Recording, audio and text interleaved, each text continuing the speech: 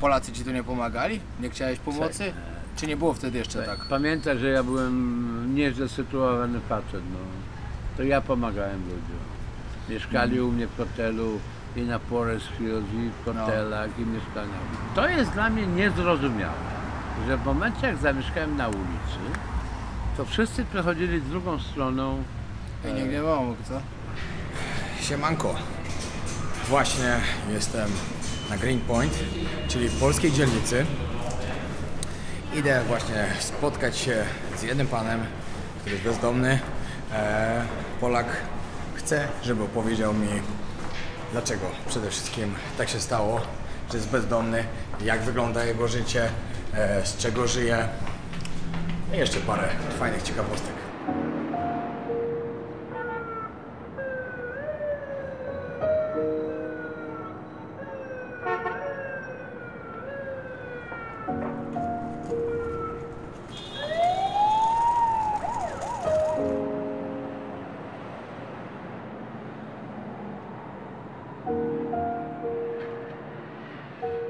Jestem Piotrek, miło mi. Józek, bezdomny.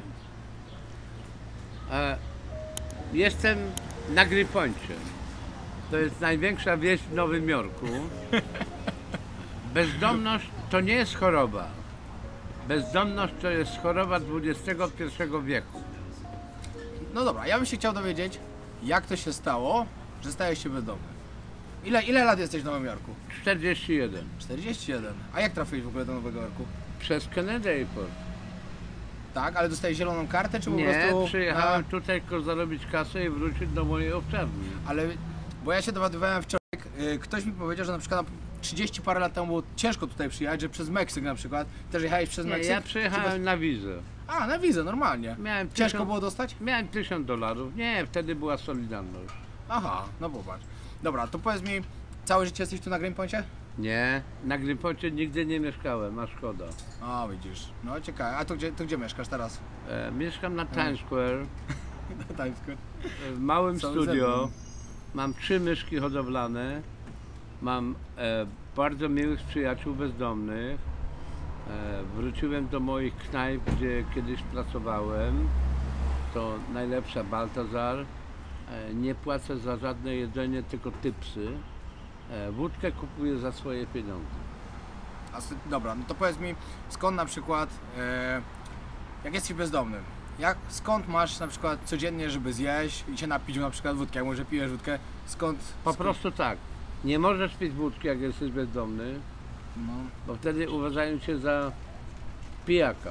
to tak. No. Pieniądze zarabiasz w bardzo sprytny sposób. Pytasz się, czy ma pan rozmienić $100? Nie mam. A ja panu rozmienię. I powiem ci, że wiele mi to udawało. Na tą stówę po 2 dychy zarabia. O, widzisz. Po drugie, musisz wyglądać jak niebezdomny, No. czyli nie możesz śmierdzieć, musisz być ogolony, ale zdarzyło mi się, pamiętam, to nie wiem ile lat było, właśnie wtedy jak wylądowałem na ulicy, była zima i mieszkałem na schodach u mojego doktora Brauna, któremu robiłem piękną rezydencję w Inglewood. Miałem taką długą brodę. Jest niedziela rano, wyobraź sobie, jestem zasypany cały śniegiem, w ogóle nie kontaktuję, gdzie jestem i nagle ktoś mnie trąca. Ja się patrzę, stoi przede mną dziewczynka. Mówię, kurde. I uratowała ci życie, Dziewczynka no? z zapałkami, a on mówi, tatuś chciał panu kupić herbatę. No. Ja mówię, powiedz tatusiowi, żeby mi kupił pół litra i herbatę. I herbatę, do pół litra na herbatę. I za 15 minut ten tatuś, który siedział w samochodzie, mój kumpel, już miał to pół litra. I ona mnie ciągnie za brodę i mówi, czy ja jestem Mikołajem. Ja mówię, tak. Właśnie zlądowałem na Greenpoint. Ale powiedz mi, a jak się stało, że wylądowałeś na ulicy? Stało się tak. To było, ty straciłeś robotę, czy po prostu przez alkohol? Przez co? Nie. Przez nic. No, Będąc w górach, gdzie prowadziłem 5 hoteli i budowałem domy z takimi bardzo dobrymi architektami, mój boss zmarł. No. W związku z tym zostawił mi tam parę groszy, więc przyjechałem z powrotem do Nowego Jorku i zamieszkałem u mojego serdecznego przyjaciela, nie będę wymieniał jego imienia, w basemencie nieogrzewanym. Ale ponieważ zacząłem malować wtedy, bo zacząłem wtedy malować abstrakt i nikt do tej pory nie podrobił moich kolorów, i miałem klientów z Alabamy czarnych. No. Dobrze szło zarobić? na Dobrze mi płacili. tym? To I najważniejsze. wtedy wiesz, dla mnie alkohol nie istniał. Ja po prostu jak maluję, nie piję. Jak po alkoholu zacząłem coś malować, to rano jak się obudziłem, to Nie wziąłem chodziło. wałek i to przemalowałem, bo to do niczego nie było podobne. Więc ten mój serdeczny przyjaciel spakował mnie, zmienił zamki i wylądowałem u mojego drugiego przyjaciela w agencji, gdzie pracowałem z nim 10 lat. Byłem masażystą, kierowcą i tak dalej, to była taka agencja, nie? Ale pewnego dnia coś stało się z moimi nogami. Zaczęły mi gnić. Gangrena. Ale tu ranę miałeś jakąś? Skąd się to wzięło? Gangrena to się z rany niewyleczonej bierze przeważnie. Niewyleczona gangrena od koni, a później zaczęło mi ciało odpadać, śmierdziałem tak, że sam nie mogłem tego smrodu znieść. I wylądowałem w dobrym szpitalu, ale ponieważ chodziłem bez butów 2 lata po Nowym Jorku, No. bo nie mogłem dotknąć tych ran, no więc namalowałem sobie sandały plamastrami. Na nogach. Na nogach. Wyobraź sobie. Więc już to moi przyjaciele, to było Boże Narodzenie, rozumiesz? Zawieźli mnie do takiego szpitala w Bellevue. No i przychodzi konsylium lekarskie, mają wszyscy maski na gębach i mówią, proszę zdjąć buty. Ja mówię, to proszę bardzo. Słuchaj, jak ten Chińczyk się uśmiał, no przecież jak możesz zdjąć buty, które są No. namalowane na twoich ranach, nie? I tam mnie trzymali miesiąc czasu. Ale w Polsce były tylko 3 szczepionki. Moje psy szczepiłem przeciw wściekliźnie, myśmy się szczepili przeciw tej, no tu masz taki znak na lewej ręce. Grypa? Nie Żółtaczka? grypa, gruźlica. Gruźlica, no. No ale oni, wiesz, te maski, te hełmy, jeszcze nie było COVID-u i sru mi tutaj, kurde, tego wyszło, że mam gruźlicę. To 2 tygodnie dali mi do izolatki. Wszyscy chodzili w hełmach, we wszystkim, a ci, co sprzątali bez niczego. No. No i wyszło, że nie mam gruźlicy. No i słuchaj, jak mi to zaczęło odpadać, to wszystko, codziennie mi zmieniali opatrunki. Ale wiesz, drugi człowiek nie czuje, co się boli. No. Więc ja powiedziałem, ja to będę sam robił. Przyjdźcie, patrzcie się, oni mi...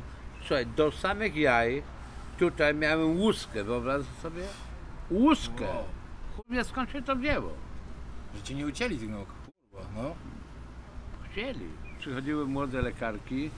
No mam nieduże przyrodzenie, ale bardzo interesujące i one tam sprawdzały, co te jajka, czy są. A ja nic. Ja, słuchaj, to są lekarze, no kurwa, napatrzyli się na te No tak. różne kutasy. No, summa summarum po miesiącu skierowali mnie na Rehabilitation Center. No. Więc Rehabilitation Center 2 są, przeciw dragom, przeciw alkoholu i chorobie. Mnie na chorobę. No więc przyjeżdżam tam, wykańczania ścieków, przeciętna wieku 70-80 lat. Dają mnie do pokoju dwuosobowego. Z boku leży pacjent umierający, więc jakoś tam załatwiłem sobie tak, żeby mnie dali do 4-osobowego. No miałem tak, Żyda z Izraela, od bakterii, faceta, drugiego mojego przyjaciela, który już nie żyje i trzeciego mojego sponsora. Nigdy nie narzekałem na brak pieniędzy, będąc w Ameryce. Bo na przykład ja, największy budynek, który zbudowałem tutaj w Nowym Jorku, to 220 apartamentów. Wyobraź sobie, miałem 70 murarzy. Pierwszy dzień przyjechałem w białej koszuli, w krawacie i w butach, i w dżinsach i mówię, słuchajcie, ja się na niczym nie znam. Ja tylko wiem, że ten kurwa budynek, który mi tu budujecie 3 tygodnie, jedno piętro, to ze mną 7 dni, a nie to wypierdala. A jak, czym się to, Słuchaj, ale słuchaj, tam byli Włosi, Hiszpanie, Murzyni, Polacy, Słowacy i budowali 7 dni, dali a radę? żebym się po dupie lał. A czym się tu Polacy zajmowali, jak przyjeżdżali na początku, te 40 lat temu? No jak, Czym to, głównie? jak przyjechałem tutaj, to pierwszy na trzeci dzień poszedłem malować apartamenty. Czyli budowlanka raczej, tak? Nie, Czy wszystkim po wewnątrz, prostu? wewnątrz, nie? No i taki mój kolega mnie przyjął do pracy i gdzieś mnie wrzucił na Jackson Heights do Hindusów, No. żeby wymalować sufit w kuchni. A wiesz, jak oni gotują na tej soi. O, na kary jak go tu jak śmierdzi. Ale no. słuchaj, to No. kary to jeszcze chuj, to jest kara Boża i kara Mustafa. No to ja wziąłem ten wałek, nigdy w życiu nie miałem wałka w ręce i cisnę go i ta kurwa farba olejna, jakbyś mnie zobaczył, to jak diabeł, kurwa, rozumiesz? I jeszcze miałem w Polsce sobie kupiłem welurki, pamiętasz? No. Najlepsze buty od Baty. A mnie chuj w Ameryce, to ja sobie kupię od chuja butów. Słuchaj, przyjeżdża za 3 godziny ten mój boss i tam nie jest nic zrobione, bo to wszystko cieknie, nie? Mówię, kurwa, co, nie umiesz No. tego robić? Ja mnie... Słuchaj, owoc, nazywał się owoc i był taki burak owoc. Ale za 3 miesiące byłem najlepszym malarzem na Jackson High. A jak bez angielskiego sobie radziłeś na początku? Czy mówiłeś po angielsku jak przyjechałeś? Nie, No 10 słów. No a jak sobie radziłeś? A Nie było problemu? jak to? Miga? A, no to jak to... Bady, Wiesz, bady. dużo osób tak wyjeżdża do Pamiętaj, że Polski. Nowy Jork, jeżeli ktoś cię potrzebuje, to nie musisz gadać To w nie żadnym mów, no. języku, no. A dużo kolegów takich miałeś? Co też na przykład skończyli na No ulicy bezdomnych? miałem, nie, jakich bezdomnych, przez 81 Ale nie wtedy, ogólnie, teraz tak mówię, czy dużo takich, których znałeś od wielu lat, na przykład też skończyli na ulicy, zostali bo coś im bezdomni się i nie już udało? nie żyją, 20 O, a miałeś przynajmniej, problemy z dragami też były? nigdy w życiu. Nigdy w życiu. Tylko z alkoholem, tak? Nie, no też nie było problemu. Aha, to nie był problem. Aha, czyli po prostu się robiłeś na Słuchaj, po Ja ci- prostu Ja właśnie ja, się... ja w wojsku no. piłem straight, nie byłem w Chałbicach. Jaruzelski dał mi kaprala, którego później nazwałem w swoim kabarecie próba generalna zdrajczą i tego kurwa nie odwołałem i nie odwołuję. Bo to, co Jaruzelski zrobił z tym stanem wojennym, to spierdolił całą gospodarkę. Choć patrząc na jego historię życia i tak dalej, no to mu wybaczam, ale nie odwołuję. Tego, co ja raz powiem, to nie odwołuję. Ile lat bezdomny byłeś? 5. 5 lat. To jak było, jak w zimie sobie radziłeś? Tutaj Jak zimy to? są przecież Nie, strasznie zimne. słuchaj, ja tu znam wszystkie basementy. No. Spałem 2 lata w tym, w Subwayu. Ogrzewanie. Da się. Czekaj, muszę się iść wysikać. Dobra, spoko. Sorry. Jak można po prostu przeżyć na ulicach Nowego Jorku, być bezdomnym Polakiem? Dobrze, możesz przeżyć w 2 sposoby. Udawać bezdomnego albo wyglądać jak milioner I być bezdomnym. Dalej. i być bezdomnym. Tu jest tyle programów pomocy, shelterów, jedzenia, że właściwie to nie ma takiego miasta na świecie. No właśnie, ja mam właśnie jedna rzecz mnie zastanawia. Jak tutaj ludzie, przez co ludzie tu lądują na ulicy, skoro tak naprawdę jakby chcieli, to państwo chyba pomaga coś, że Ci, nie- taką krótką historię, bardzo krótką, żeby nie nawijać makaron na uszy. Jak ja tu przyjechałem w 1981 roku, później zrobiłem ten mój spektakl teatralny i tak dalej. Jest Wigilia. I robię w swojej kawiarni, bo miałem kawiarnię taką małą. Ja mówię, wiecie co? Nie byłem jeszcze w Manhattanie. No i pojechaliśmy 5 osób do Manhattanu. Na Grand Central. Wysiadam na Grand Central, bo tam chciałem tą choinkę zobaczyć, nie? Przy Rockefeller. Patrzę się, no może 30 osób leży na kartonach. Na kartonach po 1981 roku w najbogatszym kurwa kraju oprócz Dubaju na świecie. Ja mówię, kurwa, to nie może tak być. Macie tu kasę, proszę kupić bułki z masłem i kawa. Wtedy kawa kosztowała 50 centów i bułka. I ja się położyłem z nimi, nie dlatego, żeby pokazać, że co, jestem inny czy coś. Po prostu chciałem zobaczyć, jak się leży na betonie, na kartonie, nie wiedząc, że za 30 parę lat Ja będę tak mówił. No. Ale to się obróciło, co? Słuchaj, Ale a powiedz mi jeszcze, ty nie chciałeś pomocy po prostu od państwa, że tak 5 lat byłeś na ulicy, czy oni nie Ja. pomagają? Bo to mnie interesuje, czy była oni taka, tutaj ci pomogą po była prostu? taka zasada. Musiałeś mieszkać 90 dni na ulicy, No. w jednym miejscu, więc mieszkałem w Citibanku, gdzie moja koleżanka była dyrektorem i miałem tam śpiwór, ona to chowała, rano musiałem o 7 wstać, rozumiesz, żeby cię zakwalifikowali do shelteru. Dzisiaj godzina O, i jestem w shelterze. inne czasy były, no. 90 dni, więc dali mi shelter na Dolnym Brooklynie, mieszkałem w moim pokoju, ale ponieważ wiesz, miałem dużo książek i obrazów i zadawałem za dużo pytań, rozumiesz? W związku z tym po 3 latach mnie wymufowali do dużego pokoju, gdzie było, dobry panu, 30 osób, różni zboczeńcy, nie? Ale ja to akceptowałem, bo czekałem na swoje mieszkanie. No. Wreszcie pewnego dnia, jak już kurwa nie mogłem wytrzymać tego całego syfu, rozumiesz, to było po 4 latach, zostawiłem tam 10 moich pięknych obrazów. Powiedziałem, pierdolcie się, wróciłem do Citibanku. A ponieważ oni są odpowiedzialni za ciebie, bo to jest system odpowiedzialności za człowieka, który wychodzi z shelteru, gdzie niby ma wszystko, i pranie, i lekarzy, i psy.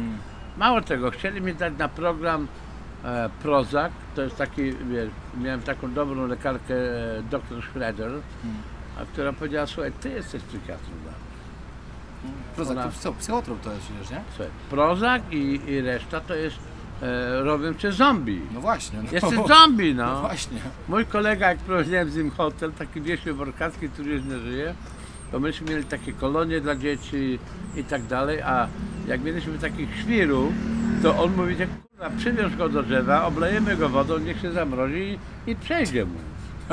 No tak, no. A Na no dobra. stres, No. Piotrek, na stres najlepsza jest praca. No wtedy nie ma. Polacy ci tu nie pomagali? Nie chciałeś pomocy? Czy nie było wtedy jeszcze tak? Pamiętaj, że ja byłem nieźle sytuowany facet, no. To ja pomagałem ludziom. Mieszkali u mnie w hotelu i na Forest Hills, i w hotelach, i mieszkaniach. Ale jak... I to jest dla mnie niezrozumiałe, że w momencie jak zamieszkałem na ulicy, to wszyscy przechodzili drugą stroną. I nikt nie pomógł, co? Ale tak jest, jak ludzie jak chcą coś od ciebie, to wezmą, a jak później ty potrzebujesz Ale pomocy, nie, to już... to byli moi przyjaciele serdeczni, przychodzili No. na moje koncerty, na moje... Słuchaj, największe urodziny, które robiłem, taki fireplace, to było 160 ludzi.